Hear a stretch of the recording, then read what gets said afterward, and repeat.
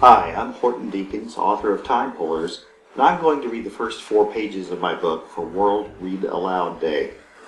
TimePullers is a science fiction time travel adventure that takes place in an alternate reality. So if you hear some things that don't fit with the world as you know it, then most likely those differences were included intentionally.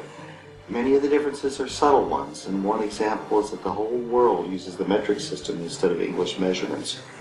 The primary setting for TimePullers is on Tinker Air Force Base in Oklahoma City, but it's not exactly the same base that some of you might be familiar with. The first chapter introduces a peculiar visitor to the base, and it is around this visitor that the tale is spun. So here we go with the initial scene of TimePullers. I hope you enjoy it.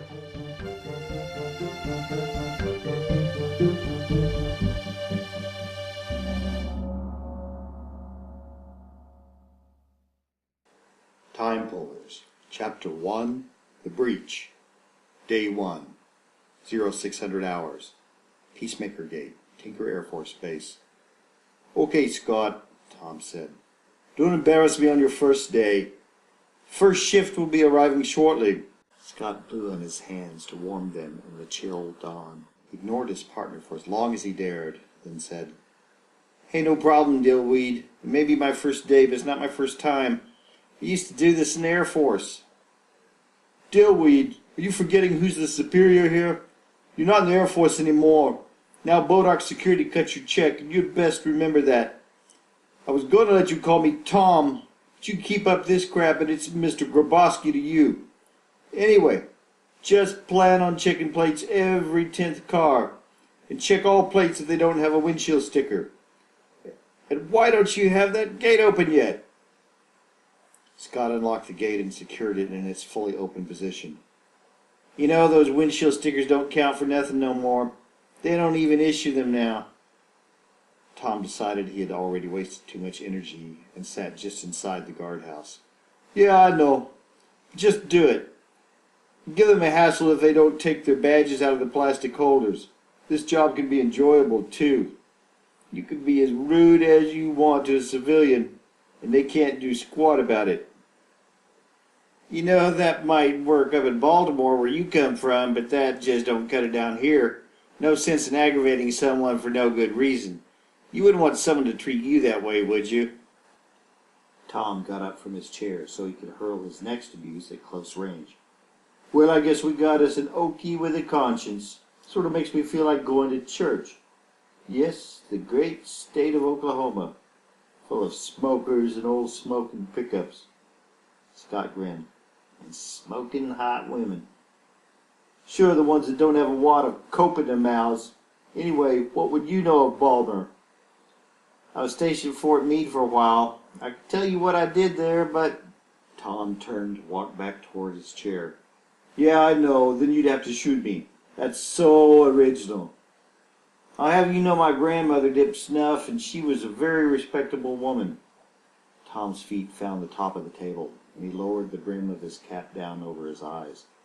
Well, I'm not surprised. Like I said, this is Oklahoma. For your information, she was from Alabama, and I'm starting not to like your... Scott ran to the guardhouse to get Tom's attention, but he kept his gaze fixed on the truck making a beeline for the gate. That big rig's not going to make it around the bollards. The huge tractor-trailer rig, a turnpike double, had to be doing 60 clicks. The driver turned the wheel frantically but did not slow down. The truck entrance was a good kilometer away, but occasionally a truck would attempt to enter an automobile gate. There had never been one this big, though, and never one this fast. There was no way it could negotiate the S-curve around the security barriers. Tom's first instinct was to put his hand on his sidearm. Scott stepped out, raised his hand, and shouted, Slow it down! Slow it down! Hold it! Where the hell do you think you're going, mister? Scott saw the driver stand on the brakes. The truck skidded to a stop, its tires dragging with them the sand washed into the road by the last rain.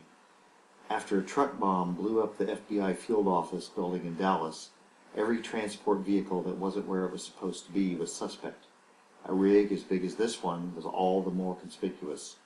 The truck stopped just short of the pile of sandbags that provided cover for the machine gun nest that soldiers occupied when the threat con level rose above Alpha.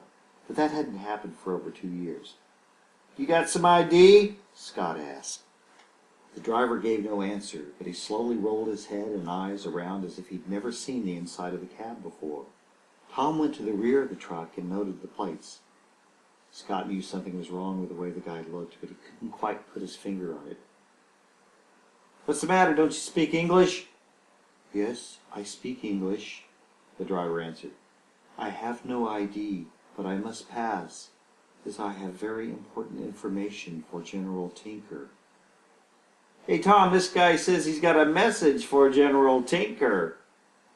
Tom returned along the other side to the front of the truck. He walked up to the driver, stared at him for a moment, and then said, I hope you can swim. General Tinker went down in the Pacific in 1942 and was never found.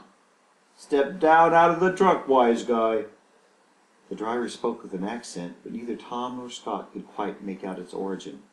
Just keep your hands where I can see them, Tom said. No ID, huh? You got a name? Yes, of course, the man answered. My name is Clark Gable, but you may call me Rhett.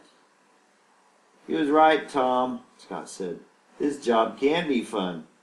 We got us a real comedian here. Tom wasn't laughing. He stepped back, drew his SIG P226, and pointed it at the intruder. Hands on your head. Down on your knees. Scott, cuff him. We're shutting down the gate. With the intruder handcuffed and face down on the pavement, Scott set out traffic cones to discourage any further traffic through the gate. The driver offered no physical resistance, but his appeals were incessant. Please, you must not do this. It is very important that I deliver my message. Tom ran to the guardhouse, grabbed the phone, and punched up Air Police headquarters. Keep him covered while I call for backup. Tom shut the door, but that barely sufficed to allow him to hear the phone over the constant droning of the driver's pleas. Grabowski at the Peacemaker Gate. We got a situation here. Let me talk to Captain Harris. I'll transfer you. Harris here. Talk to me. This is Tom Grabowski with Bodar. We got a breach attempt at the Peacemaker Gate. What are we talking about? Some skinhead with a huge double-tractor trailer truck, fully loaded from the looks of it, so better get the bomb squad down here. We've shut down the gate, but we need to get traffic directed away from this area. If this thing is packed with explosives, I hate to think... Let's just deal with one thing at a time, Captain Harris said. I'll take care of the traffic. We'll evacuate to 300 meters until we know more. Bomb squad's on its way. How many in custody? Just one, but get this. The guy calls himself Clark Gable, a.k.a. Rhett.